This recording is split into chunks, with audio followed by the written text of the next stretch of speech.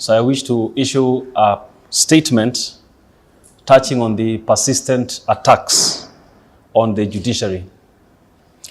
On the 20th of May 2025, the judiciary took the unprecedented step of requesting the Director of Public Prosecutions to call for investigations into the conduct of Senior Counsel Ahmednasir Abdullahi, who has consistently disparaged the judiciary, its leadership, and judges with relentless but baseless claims of corruption.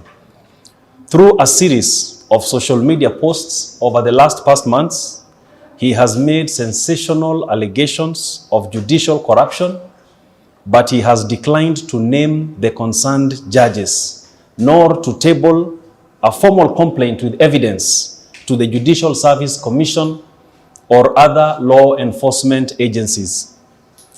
As an institution, we have numerously stated, and I wish to reiterate here, that we are open to scrutiny and are willing to be held to account. It is in that light that we have consistently urged persons with credible complaints of misconduct to present them for processing through the appropriate channels.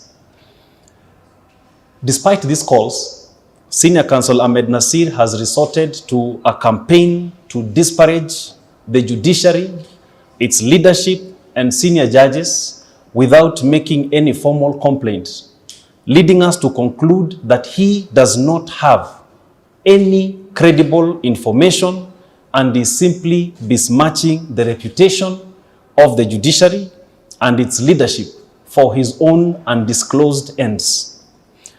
This pattern of conduct is not only unbecoming and unprofessional of an advocate with the status of senior counsel, but potentially serves to erode public confidence in the judiciary and eventually undermine the rule of law, which is one of the ideals upon which our constitutional democracy is founded.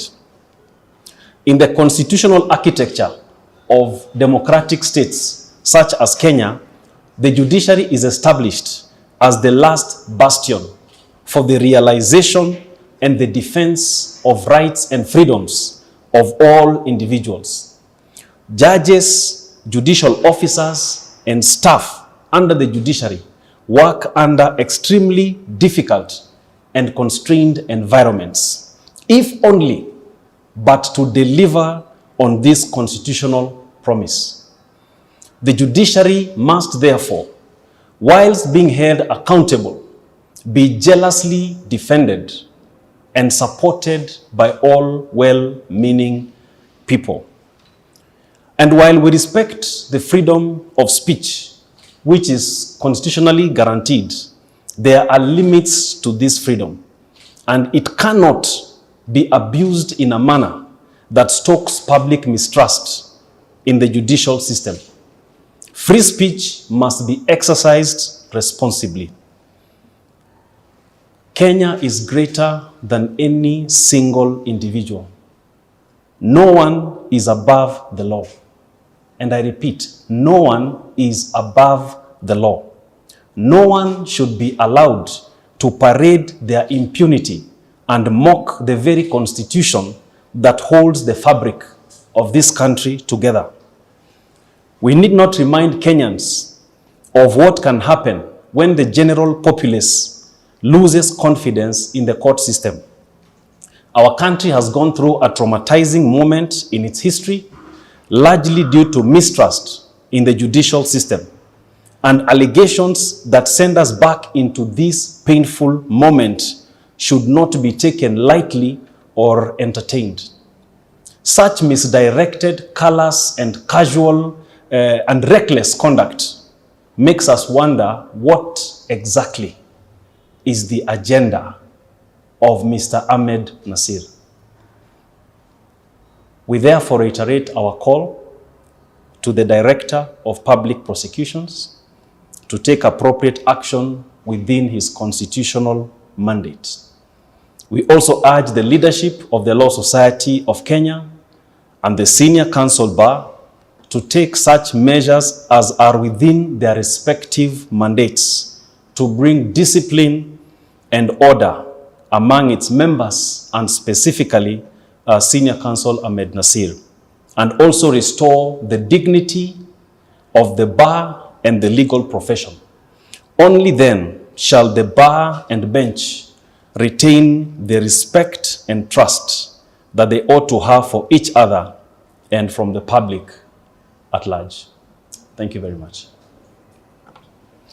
So what we are really saying here is that an individual cannot be allowed to parade their impunity, have a place really to talk without an iota of evidence, and just want to besmirch individuals and an entire institution. There must be some sense of responsibility. No one is greater than this country. And such baseless allegations, when allowed to continue, lead this country in a very dangerous path. And we know where this country has been when there are allegations that cannot be substantiated and that therefore make the populace lose confidence in a critical institution like the judiciary.